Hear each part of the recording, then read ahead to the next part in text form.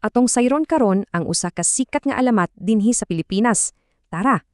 Nakapangutana ka na ba kung diin gikan ang bayabas atong paminawon iyang sugilanom?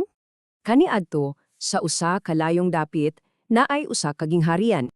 Ang nagdumala si Haring Barabas. Grabe kahakog, garboso o gastador kayo. Nadahad niyang ang iyang mga tao. Nganuman, kay imposible iyang mga sugo. Og usa ka adlaw, kalit lang niabot ang grabeng kagutom sa ilang dapit. Pero bisan gutom na ang mga tao, ang hari sige lang gihapon sa iyang kumbira.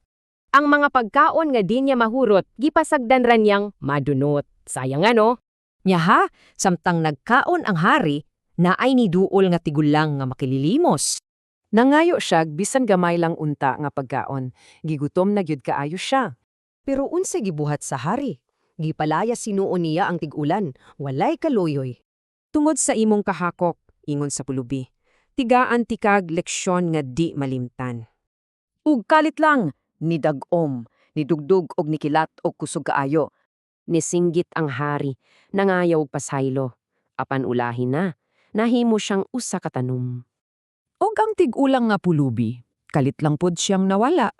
Ang mga tao nga nakakita sa tanan, nahadlok pero niduol sila sa tanong. Og didto, nakita nila ang usa ka lahi nga prutas nga nagbitay. Lingin ang prutas, unya na ay murag korona sa tumoy. Pamilyar, di ba? Mauna di ay to ang ilang hari na himong tanom isip silot sa iyang kahakog. Gitawag nila kinig bayabas, gikan sa ngalan ni Haring Barabas.